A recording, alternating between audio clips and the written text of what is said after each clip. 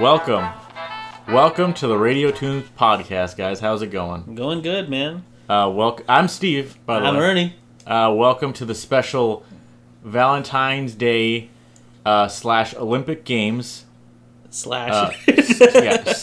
No, what is it? Winter Olympics? Winter Olympics. Winter Olympics podcast episode, all right? Yeah. Hey, you got a date for tomorrow? Yeah, I have, I got 6. You got 6? Yeah, I have 6, in fact. Yeah, so, sorry everyone, but I'm taken. At least for tonight, right? Yeah. Yeah. Okay. That's just gonna round off tonight. No, I'm a loser. But anyway,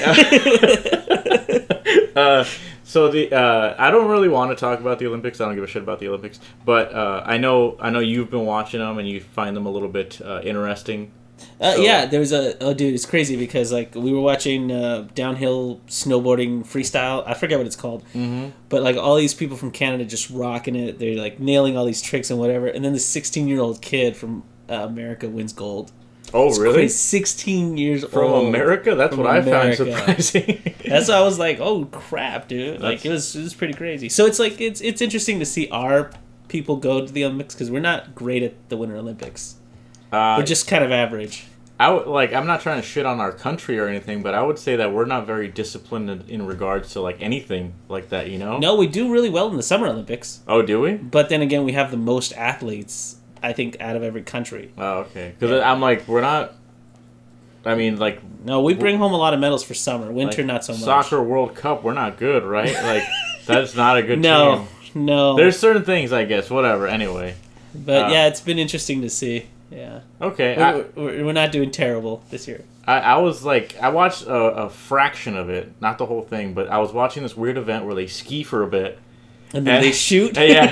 And then they go, what is it? They go in the prone. Yeah. And they shoot something, and then they keep skiing. I'm like, what is this? Is this just like... I forget what that's called, but it's such a weird, like, how does...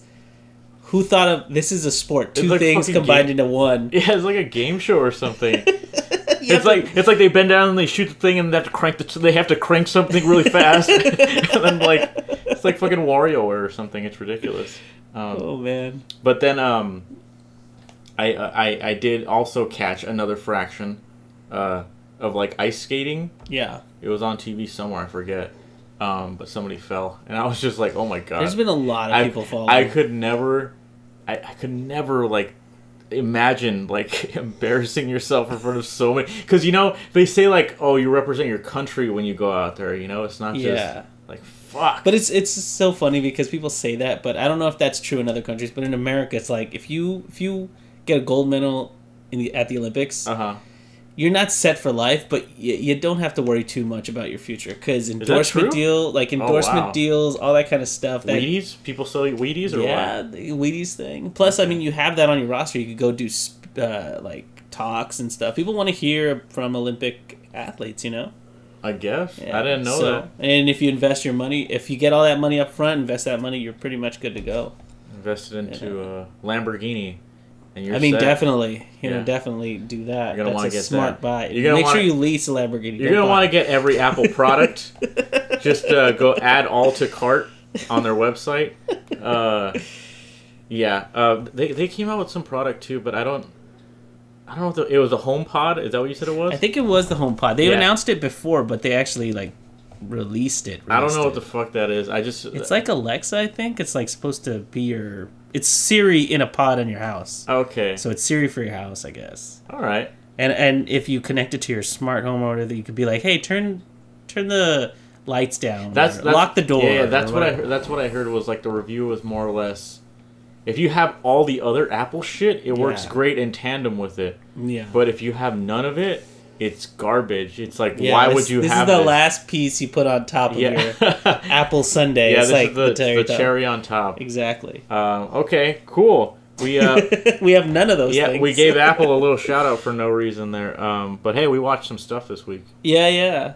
We watched the highly anticipated, highly controversial, also high Black Mirror. We started watching Black Mirror. Oh my gosh. By the way, I didn't know the show was so old.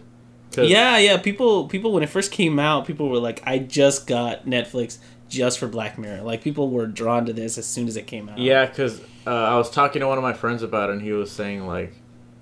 well, I was telling him, like, my problems with it is, like, so much of it is, like, social media... Yeah. And technology, and I feel like that shit's really played out nowadays. Well, I mean, that might have something to do with the person that writes most of them.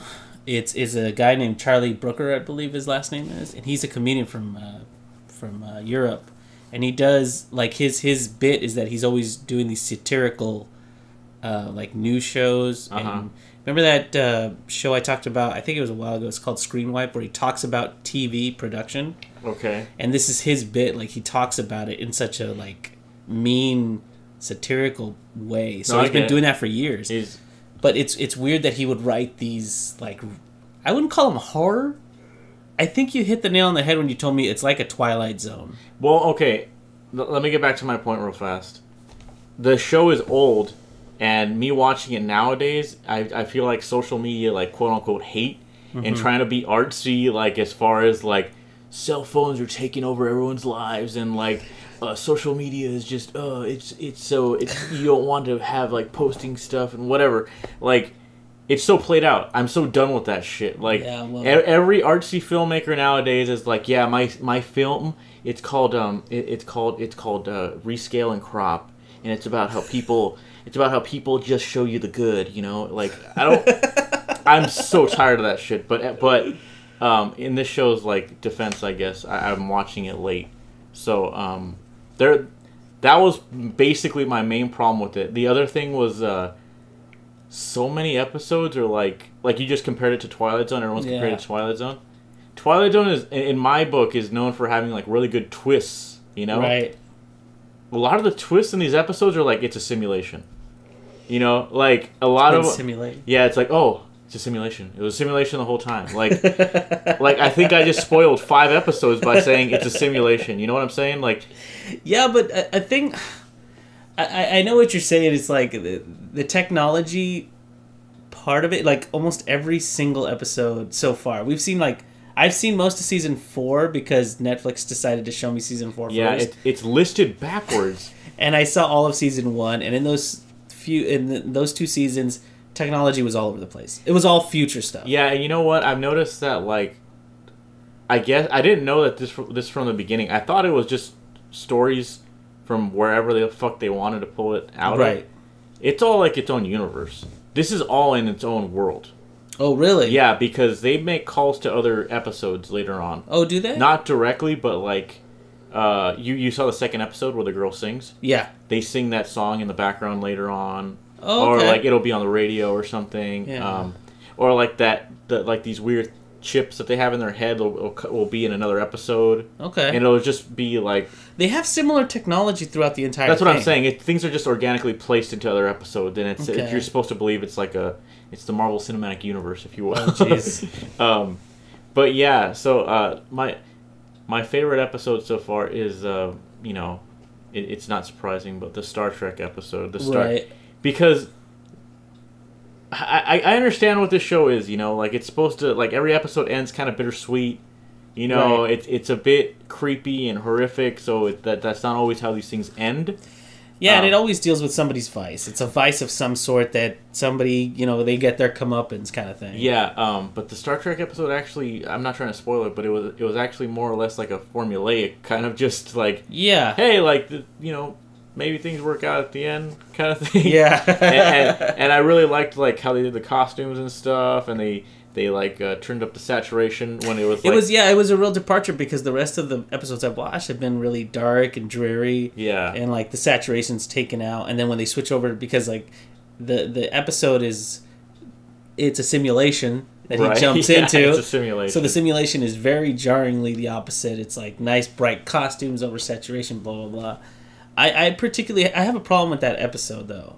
I do like it a lot. Okay, so hopefully everyone's seen the Star Trek episode because I think that's the most popular one. Yeah, it really came back with like a bang. I kept hearing about this on Twitter, like, oh my god, season 4 episode 1 of Black Mirror is like, it's a hit. I love it. Like, this is great. This was a good way to come back. But you were saying. Okay, so just to give a quick synopsis. this CTO, sorry, CTO of a company. He's not a small bed. No. He's he's in charge of. He's basically the co-boss with this other guy, and they founded this company that made this game, like a MMO in space. What was it called? Like the Callister or something? Or? That's Callister, yeah. But the company's name is Infinity. Infinity, that's what it's called. Okay. And the game is called Callister, I guess. And so this guy is the boss, but everybody treats him like garbage, including his partner, who he built the company with, treats him like garbage. Basically, they don't consider him a boss. They step all over him. Blah blah blah. So because he's the technology officer, at night he plays this modded version of the game that's closed off to him. The twist is that he takes DNA from the people that he doesn't like by like snatching it from their garbage or something, and he puts a DNA copy of them in the game. Right. That become sentient, like they have an AI to them, and they remember being on the outside. Yeah, so it's almost like they're being tortured, basically. Right, because anytime that something happens out there that pisses them off with this particular person, he comes into the game and takes it out on that person. Right, where he's God, basically. Where he's God, essentially. He has control over everything. Now, here's the part where I don't agree with this. What? Everybody treats him like garbage, right? But you're introduced to this place because a new girl shows up who's like, oh my God, I forget his name, but she's basically saying, I love your code. Your code is awesome. And she's singing the praises of the CTO, which is, you know, he likes her. And he thinks, wow, she's cool. She blah, blah, blah. He brings her into the game. Yeah. But he only brings people into the game who he wants to torture. So I think that's supposed to be your first clue that he's kind of just a psychopath. Like I guess so, yeah. Like either he was always like that, or just the way people have treated him have kind of like molded him into some kind of like lunatic, you know? Right. So I mean, whatever. Like I know what you're saying. That like in Batman Beyond, there's a guy named Gollum it's like a nerdy guy who was always getting picked on. He takes control of this big robot, and then eventually, you know, like the cops get him or whatever the fuck happens in Batman. Batman stops him. It's the same kind of thing where it's like, man, this guy was just getting like picked on, and it's not really his fault that he was turned into this, but you know, that's just the nature of things, I guess.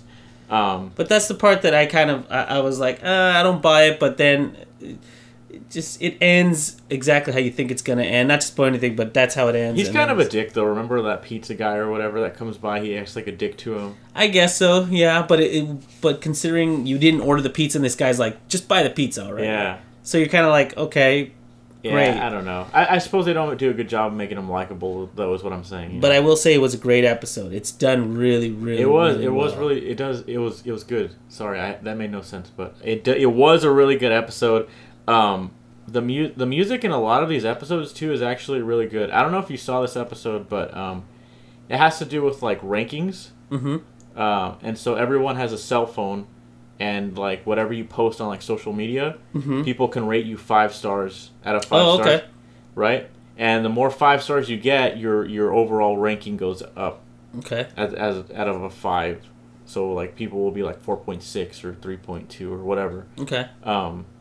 And like the sound for like downvoting or upvoting or whatever the fuck you want to call it, at one point gets mixed into the music because it's happening so often. Like there's like a sea of like that, that's kind of cool, of that chime or whatever, and it gets mixed into the music. Really cool. It's very seamless. But yeah, that episode as well is not one of my favorites, but whatever. There was an episode that I thought was like, I don't get what the point of this is, and what it was is I think it's called Your Whole Life.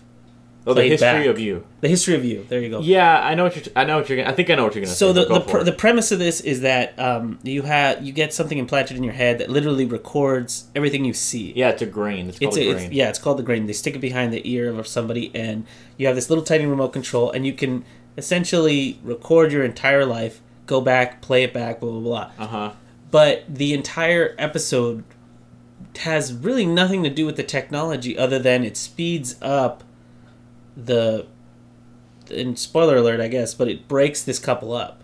Yeah, you know, it's funny because like I almost felt like it was like remember I told you I saw downsizing, and I was like, the concept of the technology was more appealing to me than the actual plot. The plot was so fucking stupid to me. Like, I don't know. I was like, you could have taken that downsizing thing out and just had like a mediocre like move. You know what I'm saying? Like yeah. I got you, because like this, if you were to remove the technology part of it, you could have thrown anything in there. Yeah, and it's just a wife. It's just a wife cheating on her husband. Right, and him just slowly discovering it. And I've seen that movie. Just the interesting part, I guess, was that the way that was integrated into life was that like he could go back and review parts of his life and be like, oh, let me take a closer view and blah blah blah. Like that was basically it, and I didn't find it super necessary, other than, like I said, it sped up him finding out that his wife was cheating on him. But, okay, so here's why I believe people will also compare it to Twilight Zone. Because it's like, you're supposed to imagine yourself, like, in those characters' shoes, for instance. So, like, if you were that guy and you had that technology, that's probably what you would do, you know? Because you obsess over the fact that you have so much power now. You know what I'm saying? Yeah. Like, if that had happened back in the 90s, maybe he wouldn't have found out because he didn't have that power or whatever. Or maybe he would have, and he wouldn't have obsessed over it, because the whole point... But that's just the case, because there is a part, and I watched it pretty closely because like I had to keep rewinding it to get some of the nuances. And he said, I always knew something was wrong. It's like when you have... It's like when you have a cut and you just keep tonguing at it. I knew something was wrong, but it was finally nice to get to where it was and kind of pick at it. Right. So he knew something was wrong at some point. Yeah. And they don't really say when he got the grain implanted. Right. But it was definitely like, it still would have bothered him. No, I know. Because what he was picking up was things that he was, like when he would say, look at how you look at him and look at how you look at me. He was essentially telling her, but he had already noticed that. Yeah. You know, so the thing was just a medium to tell the audience almost. Yeah, and that's more or less my point, is that like they could have had that argument back then and gone back and forth for a long time, but in this case he has evidence. He has indisputable evidence on screen. And then this is the point of it where I'm like, what was the point of it? Like, so we already said his wife cheated on him, not to mention his kid, the kid that they have together might not be his. And then he goes through his house remembering like the nice memories, and then you see that the house is empty now because she took her stuff and his stuff is just laid out everywhere. Yeah. And then it ends with this thing where he just pulls out the grain. Yeah. I'm like, what was the point of that? I guess it's like he'd rather not know.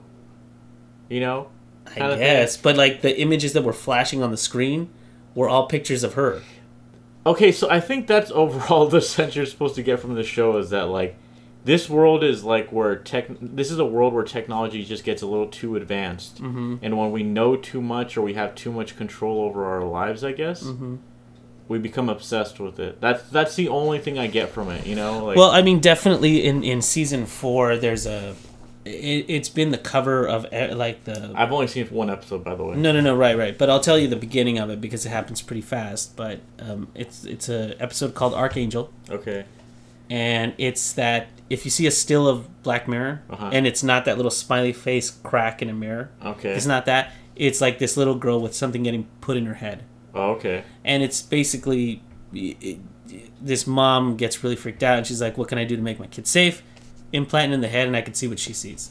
So that's the beginning of it. Well, that's another case. Yeah, exactly. It's like what if you could actually, you know, control your kid, basically? Well, no, she doesn't control it. You just see what she sees. Well, still, that's what I'm saying. A lot of the episodes are like what ifs. Exactly. Almost like fantasies, as like, well, there you go. What if your wife was cheating on you and you could give her the evidence right there on screen?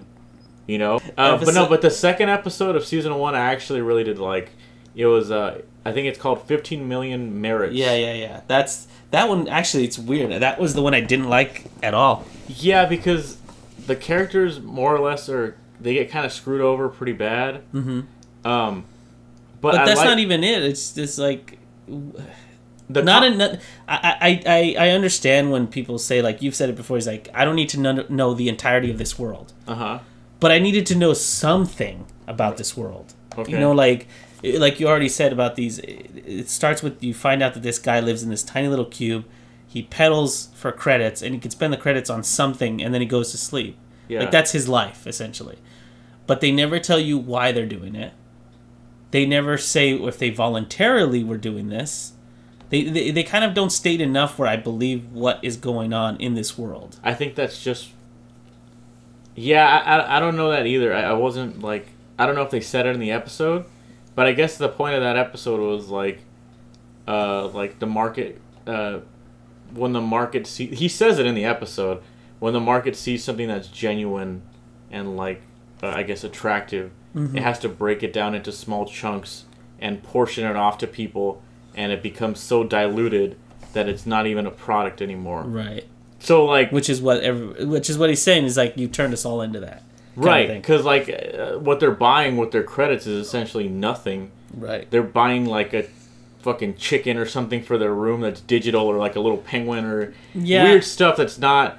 like real, and right. even when the girl like tries to make something real, like that little penguin origami, she never gets to keep it because they throw away everything that's like physical, basically. And I understand that. I guess I don't know if that's kind of taking like a, it's like taking a jab at like DLC or like, you know, well, anything that's digital, because like, for example, a lot of the stuff that we get now is priced so small and so low, but so much of it, like extra emojis for your keyboard. Like on Twitch, you can buy extra emojis. So you're like, if you subscribe to people and blah blah blah, you can get little hats on your like you said, on DLC. And stuff like the reason I like that episode too is because I guess that one spoke to me more than other episodes. Because I see that with like my niece and nephew, like, well, our niece and nephew, I should say. It's like they ask for iTunes gift cards. They don't even want like toys sometimes, you know, like they'd rather have like fucking like Temple Run or like some stupid like I'm out of touch, by the way, sorry, that's an old game. No, but I'll give you a perfect example. I play Rainbow Six with him every so often, and he has all these little, like, he has skins and stuff for his guns, charms for the guns, and he's like, look at, I'm so cool, I have this costume, or GTA, or GTA. Yeah, it's like he does the heist to get digital money so he can buy digital cars. I'm like, where's KB Toys? Where's Toys R Us? They're fucking gone because like people just like digital shit now. And I mean, like, it's hard to avoid because like even me, I play Overwatch. You know, Overwatch has like loot boxes and skins and stuff. Not that I spend like extra money on it, but like it's still more or less what they're trying to say is that like you're grinding away to get something that's not even like real, you know. It's just I mean, it's just I don't know what it is, but like it seemed really depressing. But you didn't know the motivation for a person to be there is important to me, right? So the guy's there, right? But you don't know if he's there voluntarily. You don't know if maybe it's part of a program for people that don't know what they want to do with their lives. Like why they're there. I think is that's what they to said. Me. Because the girl says something about like, oh, my sister went up to this place. Yeah, but she's like, but that place was full, so I got transferred here. Yeah, so but I assume it's just another bike place. Maybe it's like their job. I mean, we're gonna get called so stupid because like I'm sure the answer's in the episode, but we weren't paying attention. I paid pretty close attention. That's why I was like, what is this? But what I thought, there's two things that I really dug about it. One is that skipping ads in that world caused you penalties, and penalties are like, we take some of your credits, which I think is really funny because the way we get things now, like if you download most games, like I play Words with Friends, you have to watch ads. I have to watch ads, and they're forced on me, and I'm like, I would rather pay for the entire game than have all these ads pop all the time. Right. But there it's the opposite. It's like if you want to swipe away, they take your money every single time. Yeah. So it's almost like torture. But it's like but it's so weird, the ads that he wants to get rid of. He wants to get like they're offering him three things, which is genuine entertainment, sex, or laughter. Those three things are always offered to him. Yeah. You know, and those are the things he keeps like batting away. He doesn't want any of that. You can tell like he's bored with his life in that cell. Well, I mean, he does three things all day. It's cool though that like the way it's done too. There's a scene that where he gets really mad. And he's in like his room or his cell or whatever. Right. And he doesn't want to watch this ad because it's horrifying to him for a certain reason. And he covers his eyes and the walls become like red. And they say like vision obscured. resume watching because he has to watch it. Yeah. And it's just a really cool shot of him like in this completely red room, and he's like covering his eyes. So I just wanted to commend the show also on like the actual execution. It's actually really well done. Like a lot of the stuff is like shot really well. The music's done really well. A lot of the actors they get are like, well, to me, some of them are people I don't know, and I'm like still like, wow, they did a fucking fantastic job. I think that's better. Yeah, exactly. You know, like some of the episodes like that have people I know, it's almost like, you know, like get them at. Well, that's what I used to like about the Twilight Zone is you would find. Hold on, real fast. The Star Trek episode has one of those brothers from Always Sunny. Yeah, it has the guys that drink the milk. What are they called? I forget what their names are. But yeah. But I believe the girl in there is the mother from How I Met Your Mother. I don't know, but they have a similar look. But it might be her. The one thing I do like about the show overall, with all the episodes that I've watched, except for the one that you're talking about, I love it when they minimalize technology. Where technology is part of your everyday life, but they don't make it overly spectacular. Everything is really, really minimal. So, like, for example, there's an episode where an insurance agent comes to your house to make a claim about something. So she's like, I have to stick this in your hand. And it's this little piece of, it almost looks like a little piece of plastic, like a square piece of plastic. Sticks it in your head. And then she can watch you on this little TV. And she's like, just go through the memory. And as your memory comes in, it's like staticky, and then it comes into focus. So she does the insurance claim by what you actually saw in your memory. And then, like, it's crazy that, like, the little pin and then the little TV, instead of, like, I'm going to put this huge cap on you, and we're going to stick you in this machine. Like, they could have gone really sci-fi with it, you know what I mean? And done this whole production. But instead, it's just this little thing that she keeps in this little iPod-looking case, takes it out, puts it on you.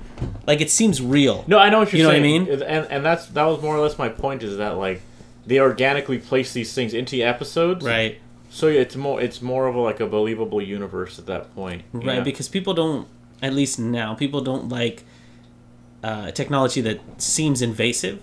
They liked it to look more organic. And I think they've achieved that look. But yeah, so you haven't seen any of season 2?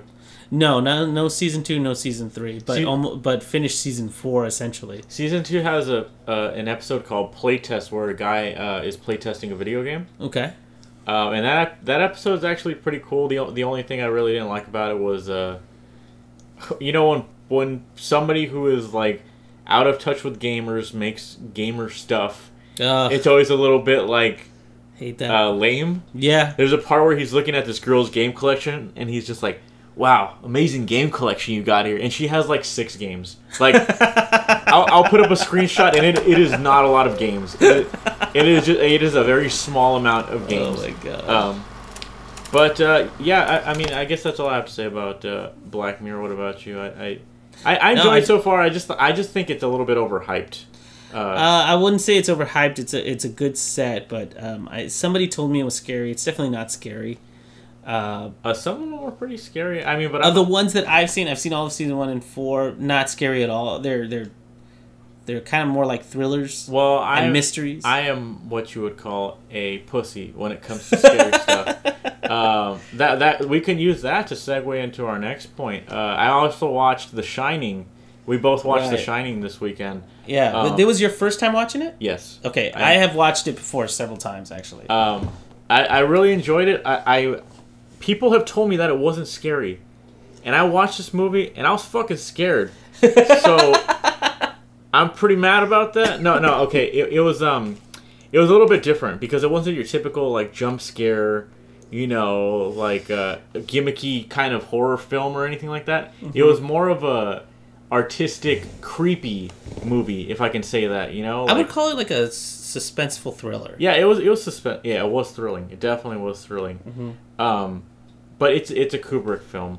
So which means some of it's just not going to make sense. Yeah, sure. That's a good way of putting it. I was going to say that it's a bit slow to start. The beginning is a little bit like I was like, man, this movie is taking a while to get started. But I think it was like it fucking snowballed once it started going. Yeah. Definitely, like, just like okay, if you guys once they hit Thursday.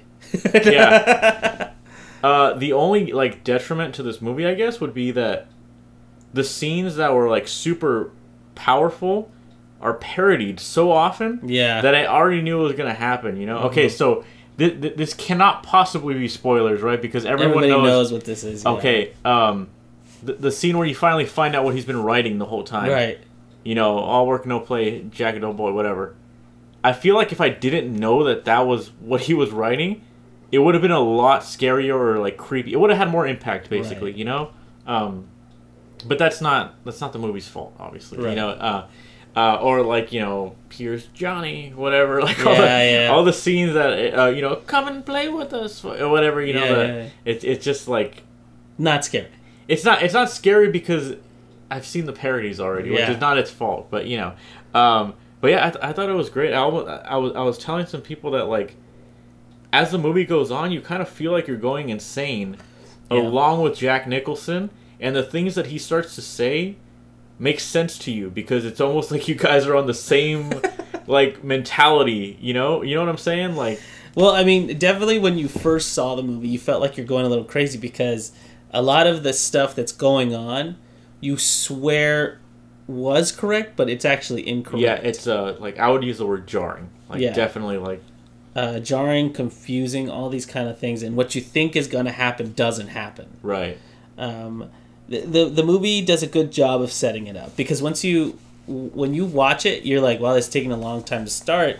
It's that whole thing where you're like the opening scene of it is that one lone car driving around this lonely road. Yeah, those are actually really cool shots, and I was thinking to myself like, how the fuck do they do this? Like, this is an airplane. Yeah, I guess airplane. So. It looked really cool. But it's supposed to sell you on the fact that this is super isolated. Like there's just nobody around for miles and miles and miles. Yeah. You know what I mean? That alone, like right off the bat, I was like, this movie's gonna be a visual like masterpiece. Yeah. You know what I'm saying? I mean, like it really is. Yeah. You know, like color wise, all the colors look fucking amazing, and like there was shots where like you could, where like Jack Nicholson. He seems like bigger than people, and it's almost like trying to tell you that he like is kind of like the owner of this place, or like he's controlling everything, so to speak. I noticed there were some shots where like people that were like for instance the I forget his name, but the black guy who comes up to them in a car. Right. There's a shot where he almost looks like miniature, because it's like there's like trees around him, and they make him look really small. And I was thinking like, maybe they're trying to say that like he's insignificant, you know, kind of thing. I was just trying to soak in every detail because I know this is the kind of movie that people they dissect it, you know, every single detail. There's hundreds of theories about this movie, and they're trying to explain essentially they're trying to explain the insanity of it, of like what it definitively is. Because some people are like, oh, it's all in Jack's head. Oh, it's all ghosts. Oh, Jack is a reincarnated ghost inside somebody's body that returns to the hotel. I'm like, what are you talking about? Because any theory that you kind of go with, there's always a little sticking point where you're like, well, this doesn't make sense. Yeah, there's a contradiction somewhere. Right. So, for example, if you think it's all happening in Jack's head, when Wendy, his wife, locks him in the pantry, she puts the lock, which is the pin, in the door. Yeah. And then he talks to the quote-unquote ghost of the guy who murdered a bunch of people. Oh, he lets him out. And you hear the door unlock. Yeah. So there's no... If it is happening in Jack's head, there's no way he was able to unlock that door. Right. Right? They also never really explain what the Shining is. They just kind of say, like, it's a way for him to talk to people, like... Yeah, all they say is it's a way for him to talk without moving their lips, essentially. But the Shining doesn't explain Tony, which is... Danny's imaginary friend, or the way he describes it, the boy who lives in his mouth. Oh, yeah, he puts up his finger and he goes like, he's like, Danny's not here, or something. Yeah. Which is funny because Tony, which is the boy that lives in his mouth, is a pre-existing condition before the hotel. Yeah, so there's just a lot of weird, insane things that play here. It's oh my gosh. And it's hard to make it's hard for me to place the continuity. You know what I'm trying to say? Like, I don't always know what's going on. But like I said, it's a very visual movie. So just in that regard, I would say it's like worth watching. It's worth a watch, but whether or not it will entertain you really depends on how much you understand about Stanley Kubrick.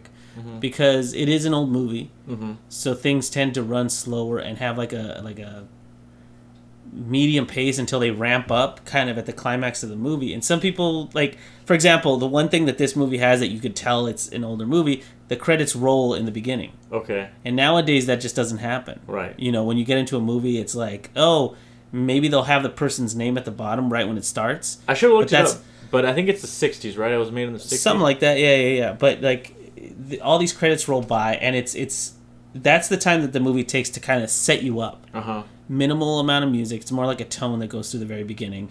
Oh, and by the way, I mean, that kind of segues to something else. The high-pitched squeals that happen throughout the movie. Oh, yeah, they're really unsettling. They're unsettling, but they're supposed to make you feel like you're going insane. Because they start so small and then kind of ramp up where you feel like you physically feel like something's happening. Mm-hmm. Like, those are the kind of things that are supposed to help with the movie to make you feel disoriented. Yeah, that's like the movie getting you on a scientific level, you know? I've always heard, like, I don't know if this is true or not, but I heard something about, like, Adolf Hitler used to use, like, weird pitches of sound to make people sick during speeches. So when he would talk about Jewish people during his speeches, he would play, like, a really weird low frequency that would make people sick to their stomach. Wow. And then when he started talking about Germans, he would turn the sound off. I don't know if that's true or not, but I mean, I wouldn't put it past him. Yeah, it's just one of the... I mean, I guess it kind of relates to this movie. It's like it's using sound to make you feel something. Right. Like, it's almost projecting itself onto you. You know what I'm saying? Which is very interesting. Another great part about this movie, and it goes along with what you're saying, is that the color that each room in the house kind of it uses is also kind of jarring, because you'll see, like, Danny's in one room and then his mom's in another room, but the color shift will be so much because, like, they replace the light bulbs with different lighting. Yeah. You know, so, like, the kitchen will be like this pale green blue, but the rest of the room will be yellow, so there's, like, a big separation between rooms. Yeah, let me say this real fast. I'm really glad this movie was made in the 60s and not today, because I feel like so much of it would be replaced with CG and stuff, you know what I'm saying? One scene that, like, people always use as far as, like, comparing practical to CG, the scene where there's blood coming out of the elevator. Oh, yeah, you told me about this. Yeah, apparently, like, Kubrick wanted that shot done, like, a million times because it wasn't falling correctly or something, and everybody was... like, it was a real elevator. full of blood or whatever. Whatever they use for blood. Right? Yeah, and everybody was, like, pissed because they were like, it looks the fucking same every time. But this guy was going through the trouble of setting up the furniture again and doing all this stuff, and it just... Imagine if that was CG. How much less power that scene would have. It would almost be like, okay, like, you guys are trying to impress me with something that's not even, like, real, in a sense. You know what I'm saying? Like, yeah, but, I mean, it's justified in the fact that it wasn't just one shot. It was one shot, but they used it, like, 15 times in the movie. They use it a lot, yeah. They milk it because they milked it. We fucking got the shot. We're going to use it. You edit that shit in more than once, please. What's really funny is I think that, you know, you talk about, like, special effects and everything. It's all super minimal. Like, again, you should have watched this movie. It's from the 60s or whenever it was shot or whatever. Yeah, we're spoilers for everything. The caretaker or the cook. Right. He gets killed because he gets an axe to the chest. Minimal. Just like they show the initial impact, and then Wendy sees him from afar, just kind of covered in blood. I was like, that's all you need to know that he's dead. You know what's weird too? They do one of those, like, you could call it cheesy, I guess, like a zoom in on his dead body. Right. I was like, that's fucking scary. Like, I don't know what it was about it, but I was like... That's an old 60s thing, too. Yeah, it made it seem, like, more real to me, and I was like, I don't like that. Like that. And I think they played, like, trumpets, like, they go, and I was like, oh, geez. They play that weird, like... It's like a combination of sounds that they play. I feel like that's the beginning of the jump scare. Maybe, yeah. But, I don't know, it doesn't feel like as gimmicky as a jump scare. No, it doesn't, especially considering it feels like it's part of the time. Yeah. You know what I mean? But also, the red rum thing... Yeah. It didn't have an impact on me because I was like, I already know that. Like, that's... Everyone says that shit, you know? Like, it's... like I said, it's not the movie's fault. I think a lot of what makes this movie interesting. Like I enjoyed watching it every time because you catch a little bit more of nuances the more you watch it. It's definitely a movie with like a lot of layers. I know that's typical to say, but it's true with this movie. Like especially with the ending being what it is, it's like, again, spoilers, but you find out that like they talk about the hotel in its heyday, which was started in like 1920s. And they were like, oh, we had presidents, we had all these, this was the place to be. And then once the story ends, there's this like truck shot that goes through the hallways, and on one of the walls there's pictures from the 1921 20s. July 4th celebration, and Jack Nicholson is standing right there in the front. Yeah, so I don't know what to make of that. Yeah, unless this is a Kevin Smith movie and he's playing more than one character, I don't know what the fuck is going on. I don't know what the fuck is happening, and it gets like when you rewatch it and know that ending, you see that Jack. Like they empty out the hotel because Jack's going to take care of the hotel. So there's no booze, there's no nothing there. But instinctively Jack walks to the bar, and there's a bartender and then a bartender appears and a bunch of rum appears and blah blah blah. And somehow he gets kind of drunk. Yeah. But there's nothing there. I don't know, like I obviously there's not like solid answers to any of these questions, which I think is why people really enjoy this movie. But I heard Stephen King hates it. He hates all the movie. Like, I heard he hated the original, like, the miniseries for It. I heard he hated that, too. Oh, really? Yeah, I don't think he likes any of the adaptations. Which is so weird because people say he's, like, a hack author, and, like, that his stuff that the adaptations are arguably better than the source material. I mean, not all of it. Like, have you ever... Cujo, right, is not a very... No. There was a one called The Langoliers. Okay. We should watch... You and me should watch that. I don't like scary stuff. Because it was a made for... Huh? I don't like scary stuff. Man. But it's so unbelievably cheesy. Okay. Like, we can look up a bit of it, and I'll let you watch it. Okay. To gauge if you want to see it or not. Because it's one of those things where... I'm sure this sounded scary, but the way that they made it and the people that they chose to use, you're just like, this is ridiculous. This is stupid. Okay. And it's I believe it's again adapted, not like the book in movie form. I remember thinking The Mist was okay. The was Mist that Stephen King? Yeah, I believe it was Stephen King. I just remember the ending was a bit like, okay, it's a horror movie. I guess that's fine. Kind of thing. Like, did you I guess The Mist. Yeah. Is that? I think it's the guy that plays the Punisher. Oh yeah. Then I did see it. Yeah. I remember. I remember when we used to work at G4. Joe Lynch used to have that poster in his office. He had the big picture of The Mist there, and I was like, and when I was like, oh, The Mist, I've seen that movie. He was like, oh my gosh, I love that movie. Did you see the ending of it? And I was like, oh, jeez. I remember Joe Lynch loved that movie, and I think his defense was like, when do you see that? You never see it. Yeah, like, when do you ever see that in a movie? That's Joe, and Joe's looking at it from, like, a filmaker's point of view. No, yeah, that's true. I think that's a filmmaker's film, if you know what I mean. No, I totally get that. I think, not to get too off topic, but I think when you're critiquing something, I guess, there's the consumer side of it. Yeah. There's the creator side of it, and there's the critic side of it. Yeah. Consumers there to consume. They love that shit. They eat it up.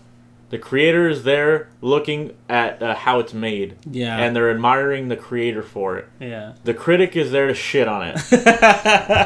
That's how I see things. That's how I've always seen, like... I would have just amend that with the critic is trying to weed out what's been done, what's mediocre, and try to push things that are doing something better to the foreground. Although, I don't know, like... I'm not saying critics don't have any value, but it's always like nothing's perfect, so it's almost no. I think it's just not too easy to be a critic. I don't want to say that, but it's some people have too much fun with it. Okay. Too much fun being a critic and aren't as constructive as others. If you know what I mean. Like I said, I don't want to get off on a tangent here. Like no. We're gonna wrap this up right now anyway. But I do appreciate critics that just talk. All right. Red letter media, they just talk. They give you their thoughts on the movie. They don't give you like a rotten or like 100% or like 5 out of 5. It's like, you know what? If you really give a shit about a movie, like just take the time to watch like a 20-minute review of somebody talking about it, or like, discuss the movie with somebody. You don't have to, critics' scores are there for the consumer, basically. Right. You know. And what's funny is I would love to see Mike and the guys from Red Letter Media. Uh-huh. I would love them to take a look at Stanley Kubrick movies, only because I'm sure I know they they're have film at some buffs. point. Yeah. I know they're film buffs, but like they tend to review things that aren't really in the public eye. Okay. Like the last thing they reviewed as of today is the Pink Flamingo, which is like this really just insanely offensive, gross movie. Oh, okay. You know? I've never heard of this. Oh, don't watch it. Okay. It's not worth a watch. Alrighty. Unless you just want to be disgusted. And it's just smut. It's literally just smut. Okay. And the worst kind of smut. Not even like sexy. It's not just even, all offensive. Not even hot smut. No, okay. It's not hot Gotcha. smut. It's just offensive. It's gross. At some point, somebody is literally eating poop. Okay. For real or just... For reals. That's pretty... cool. Okay. If you watch the Red Letter, you know what? Watch the Red Letter Media. I might, but don't watch it in front of anybody because they include a lot of the scenes. Wow, that's gross. But it'd be interesting to see what Mike and them thought of it, because this movie, kind of as my final thought of it, feels more closer to like an art house film. Yeah, it is really artsy. And but it still has enough of a chiller to keep me kind of glued to the screen. You know what I mean? I would say it's artsy because I would definitely see how some people would lose their patience with this movie, or just say like, it was stupid. You know, that's what that's what happens with artsy movies. It's like either you buy it or you're like, it was stupid. I didn't get it. Or, but I think to quell that, it's just stupid. There was the insanity thing and the people getting murdered. Yeah, that's what I'm saying. It was good overall because I think it had something for everyone, basically. You know? And it did. Like there was like, not to say there wasn't scary parts to it, but I wouldn't call it like a scary or horror movie. The part with the bathtub lady. Oh my god, that was the second fucking nasty. The third of like this is I think my fourth or fifth time watching this movie. That's still impressive. The special effects on that are still very impressive. It's really nasty too. I don't like that scene at all. Okay, the most disturbing scene. This is my final thought. The most disturbing scene in this fucking movie was that weird bear thing that was like. Oh my god! It had still hung up on that. It had like its ass flap open and it was like sucking that guy's dick or something. You don't know that for sure. But it's off screen. I don't like costumed shit. I've never liked anything like that. Like Disneyland, fuck the mascots or whatever. Right. I've never liked. Even when I was a kid, I remember there was it was just like, it was that guy from Hunchback of Notre Dame. Quasimodo. No, the villain, the priest guy. Somebody was dressed up as him, and I remember my mom was like, "Go get his autograph," and I was like, "Fuck that, dude! That guy's are you serious? I'm not going up to that thing." And like that guy was singing about killing the gypsy lady. Yeah. I'm not doing no. Amazing song, by the way. But yeah, just anything costumed and furry and like, just get it away from me. I don't want any part of that. And then they stop what they're doing because Wendy is looking in the room, and then they just stare at her. The way they stare at her, I'm like, no, go away, don't do that. Oh my god, that seemed like an old Twilight Zone moment to me. That moment right there was very like people just sitting there staring at you. Because something's obviously wrong with you, like really robotic. That was a very Twilight Zone-esque moment. Twilight Zone does a great it has a great way of making things scary because there's not really special effects. Like, since you know everything there is real, I would even say like the fact that it's black and white adds to it. Yes, it's just so much more like creepy. Like I don't know how to describe it. But somehow we got back on Twilight Zone. Sorry, but that is I think the film benefited from all these different mediums that were leading up to it. But overall, if you haven't seen The Shining, I would still watch it, even though you probably have seen most of it because of like The Simpsons parodying it or Family Guy parodying it or anybody parodying it. Mainstream media has pretty much even done it to death. Even Key and Peele have parodied The Shining. Is that true? Like there's one of their sketches that literally ends exactly how The Shining ends. Okay. All right. Cool. Yeah. But also Black Mirror. I would say give Black Mirror a watch if you haven't seen it. I would suggest starting with the Star Trek episode. Fuck that. Like, start with the Star Trek episode because I think that's the most, I don't want to say uplifting, but the most triumphant. It's the one that's going to play first because Netflix has it listed all weird. But after that, I think take it with, I think it just comes down to your taste. If you're cool seeing that kind of thing that has a bittersweet ending, then it's all for you. Yeah. I tend to get, I guess, tired of it. Yeah, I want to say there's a bit of like horror to it because some of the episodes end really with a really uneasy feeling.